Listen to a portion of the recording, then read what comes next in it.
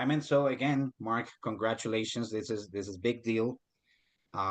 Pretty much making breaking it even with your first deal with our lead. So could you please give me more context on, about what was the seller's situation and the condition of the property? So this one, the property's actually in pretty good shape. Mm-hmm. Um, Primarily cosmetic stuff, some landscaping stuff in the back, but um, he basically went through a divorce. His mom passed away, and he just wants to get out of Colorado, and he just needs a little bit extra cash to move to Montana. Um, so he said like 60 or 70 grand. Um, so he's like, I know I'm kind of, not supposed to tell you my number, but if you can hit it, the deal is done. And then I looked at comps and everything, and I said, we got a deal, man. So, um, yeah, he'll get 60 grand in his pocket. He'll get rid of the house. And we actually already assigned it to a buyer. Yeah. So they've deposited their earnest money, and that one's just waiting for close. So, That's really good.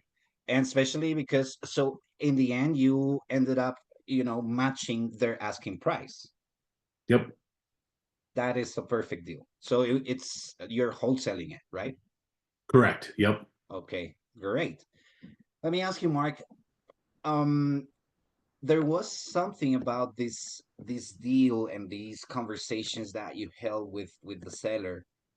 There was something that you learned from this deal that you may be planning to apply in future deals. Um, yeah, I mean, for this one, it's basically just letting these people talk, getting in front of them. I mean, most of the people that I talk to over the phone are pretty hesitant, but once you get, I like the face to face. Once I go out and look at the property, they open up a lot more. Mhm. So I don't give them any type of number or anything until, I get all the information, right? And you usually don't get all that information until you go out to the property. So, and in this case, this seller gave me all the information I needed before I even, started my sales pitch. So, um, That's really nice. biggest thing I could say is kind of, you know, shut up and listen, I guess. Oh, that's very nice, man. It looks like the perfect deal. So would you walk me through the process that you follow with this seller? Like what techniques or strategies do you use to build rapport and I negotiate? basically just get them talking about the property, right, to loosen up for the most part. And again, on our side, we don't care what the property, what the condition is. Just get them talking to open up. And then, after I get all of that information, I ask them, hey, now why are you considering selling, right? Or you're Mhm. going to sell, right? Because I just want to make sure I would like to come out and look at the property. We're very, very interested. I just want to make sure we're not wasting our time and your time if you're not going to sell. Um, and most of the people are like, yeah, I'm definitely selling. I just, want to see what cash offers are, whatever it is. So just getting them to warm up for the most part, I guess, kind of setting the stage and expectations for when I come out that they know what's going to happen, and I tell them, hey, we'll be out there 30, 40 minutes. We'll walk the property, take some photos, and then I'll discuss the offer and what we're able to pay, show you some comps, and this is why based off of, similar condition properties in the area. So kind of just basically um, backing up my number and not just throwing out an arbitrary number and they're not confused as to where that number came from, right? Yeah, like making long shots. Like let's see how it goes. Nice. So I'm Exactly. understanding that this happened hybrid. Like the first conversation was over the phone, but then you go visit the property, and that was when you made your final offer. Correct. Yep. All right, pretty good. So definitely, getting to meet people in person, shaking, hands and all of that definitely has a positive impact in this kind of process, would you say? Correct. Yep. 100%. Cool. All right. Now, if I'm not mistaken, it took you like only 3 days from the moment the lead came in until you got it under contract. Is that right? Correct. Yeah. He came in, what was that? Yeah, I think the ISA team contacted him and then I contacted him. Let me see when this one came in. Sorry, I got this other screen up. No worries. Um, this one is Evan.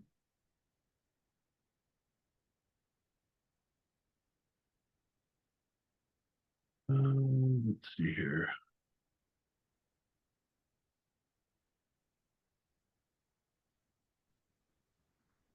May 10th. When did I go out there? Yeah, I went out there on Mother's Day.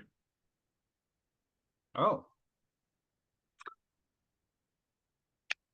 Yeah, so that was basically, yeah, came in on a Saturday, went out there on a Sunday, basically had it under contract on Monday. wow, that's terrific, man. So pretty much like a one phone call deal, literally. Correct. Yeah, and he had other appointments with other house buying companies that they were after my meeting. And so that's basically how I want to make sure that we got everything under contract before we even talk to these other people. So, Oh yeah. because you know how that goes, they talk to a couple more other companies, then you start bidding against each other, right? Oh yeah, they get a lot of second thoughts then, Yeah, for sure. So that means that speed to lead is also a huge differentiator when it comes to having, success with these leads. 100%. Yep. Yeah, because Nice. and the other thing too is he's a school teacher, so he's not available Monday through Friday until after 4 o'clock. So he Oh won't even man. answer his phone. So if I didn't call him on Saturday, say I waited till Monday morning, you know, we would have maybe got the deal, maybe not, but Yeah, just depends on somebody's schedule, right? You don't know their availability. absolutely. Yeah, that was something that you needed to grab right at the moment. Cool. Good stuff, Mark. So what is it gonna be your ROI on this deal? So we are under contract for our assignment fee for 35K. It could turn into something, I mean, into more, or that's That's steady it. Yeah. where it is. All right, good stuff. And I mean, was there any like unexpected expense or challenge that you encounter afterwards? Mm, not yet. All right, hopefully they don't come up, right?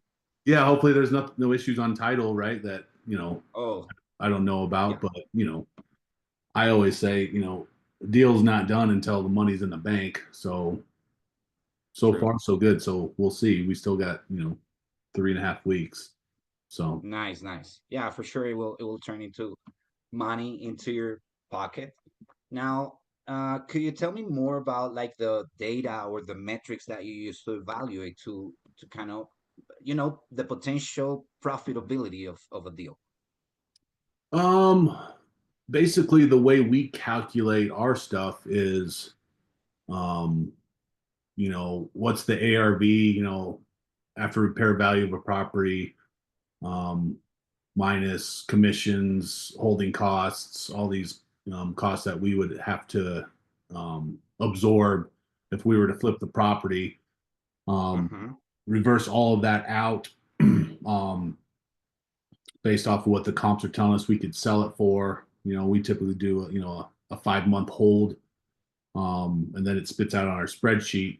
That's what we would pay. Now, if we're going to wholesale that, we would just minus our wholesale fee on top of that.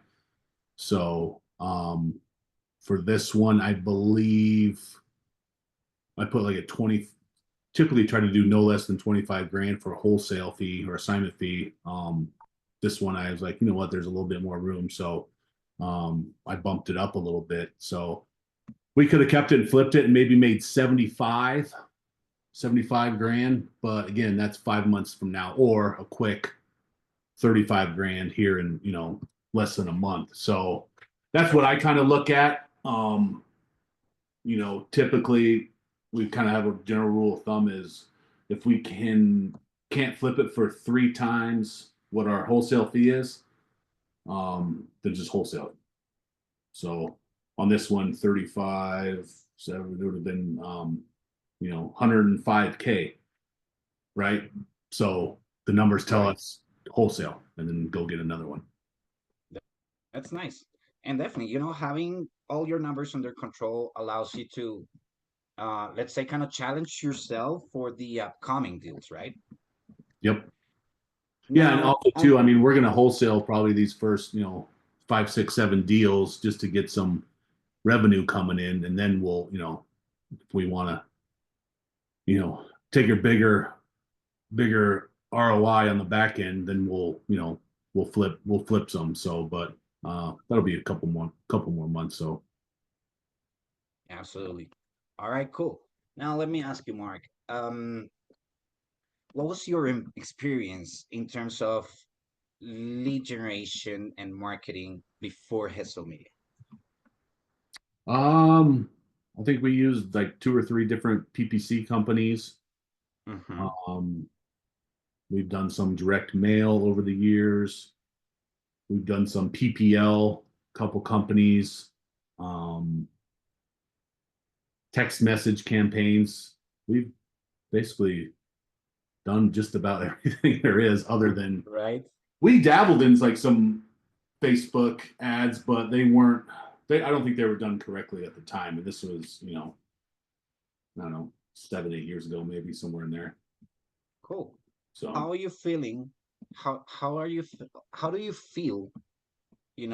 Experiencing digital marketing with us is changing your experience overall. so basically, what you guys are doing for us is what we try to create that we just couldn't. We could do it, just not, at the level that you guys have it, as far as, the follow up, the automation, the everything in, the CRM. We had it all, but we're going to, using 3, 4, 5 different, pieces of software and trying to track it. Everything's manual. It's just a lot of, busy work that you guys Yeah, make it very, very simple, and then everything's tracked and kind of, we're just basically moving things from left to right. So that's how you guys are helping us. And then with automations and people and follow up, people aren't just being, you know, left untouched. And so yeah, like I know from experience, these leads that, there's a lady I made an offer, she says it's too low. We'll keep touching her, and it might turn into a deal in 6 months. So that's that what is we didn't fantastic. have before. That's where I think we were missing, some of those deals. That's really good to hear. I mean, I'm really happy that we're helping you making that progress. Taking those steps ahead from where you were at before. Now, how? I mean, what do you think about our service currently?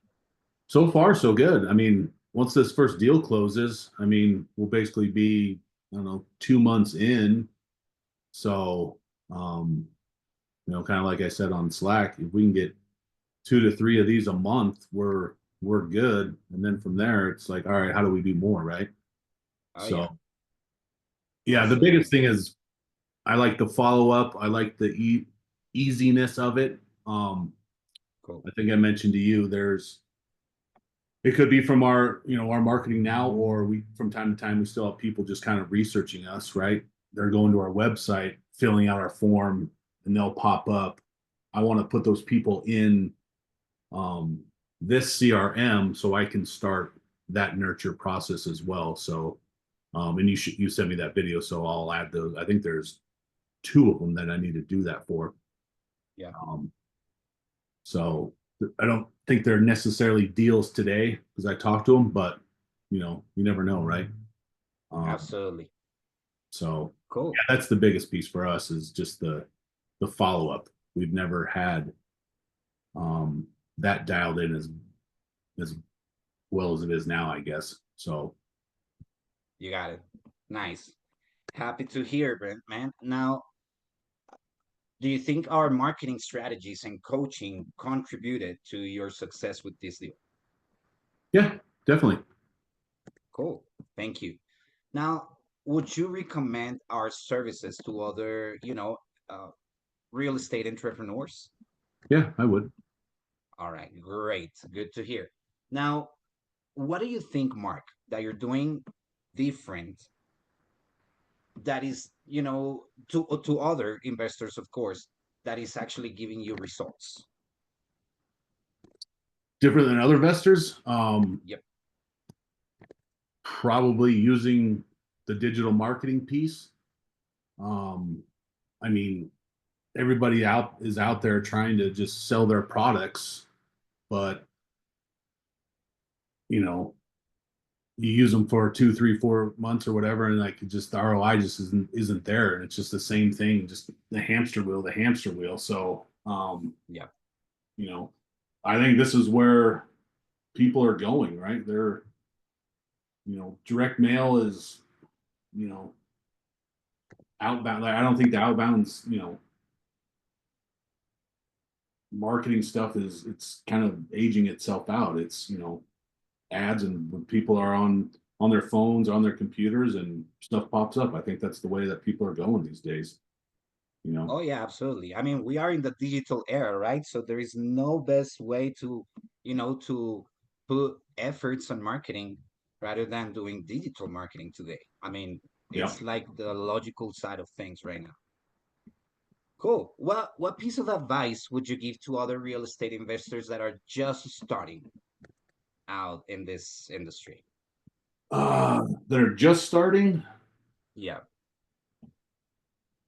Figure out how marketing actually works. Like when we first started, we were just buying everything off the MLS, and it was 2 hours a day searching and offers and offers and offers. I would say, if you're not marketing, you don't have a business. So I'd say figure out how marketing works, and then also relationships with other investors. I mean, you can get a deal under contract, but if you don't have anybody to assign that deal to, Oh, yeah. what are you going to do, right? So, True. All right. Nice. Is there any other potential deal that is cooking in your pipeline right now that you're excited about? um, the lady that I gave an offer to, I'm not too confident at it.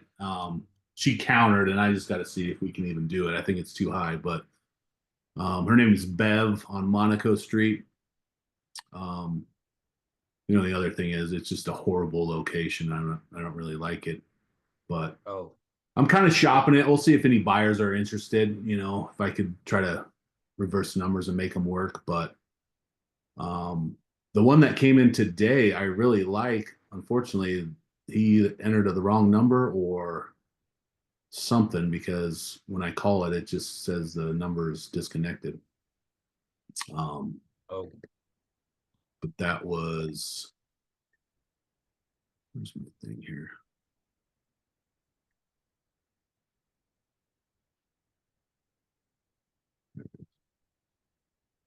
Um, yeah, Jason Thompson, really good area.